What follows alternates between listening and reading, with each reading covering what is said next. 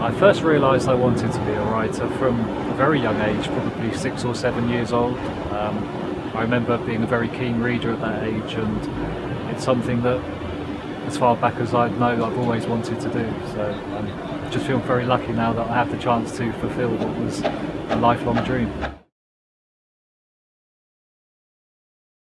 I think a large part of the inspiration for Pigeon English was the recent press that the country's children, especially those that live in deprived areas, have gotten.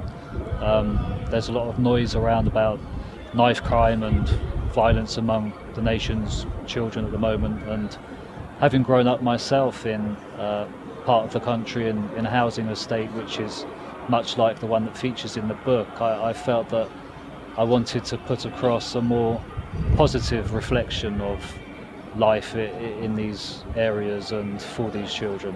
I wanted to show the positive aspects of their lives and tell their stories in a way that I think hadn't necessarily been told before. I love all the characters in Pigeon English. They all have their own unique voices, their own spirits, but I'd have to say that Harrison, the main character, we see the world through his eyes. He's the narrator of the story, and I love him. He has so much exuberance and so much curiosity for the world, and I think writing him was an inspiration to me, and he's one of those characters that I've taken with me, and he's a good kid. Very fond of him.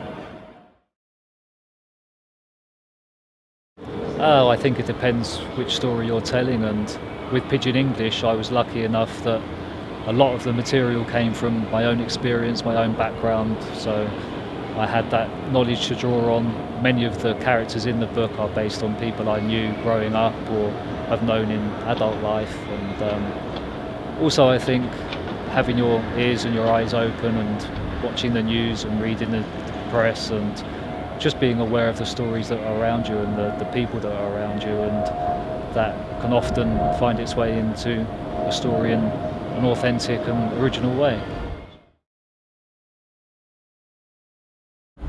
The first book I remember falling in love with was probably The Adventures of Tom Sawyer by Mark Twain. I remember being given a copy by my grandparents when I was maybe 6 or 7.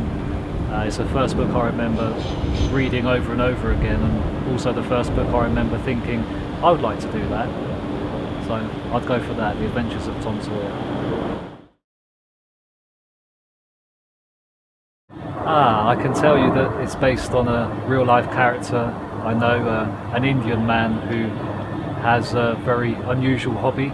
He's a serial world record breaker in bizarre and wonderful physical feats of endurance and strength. The book is part biography of him and part novel, and I hope to have that finished in the near future.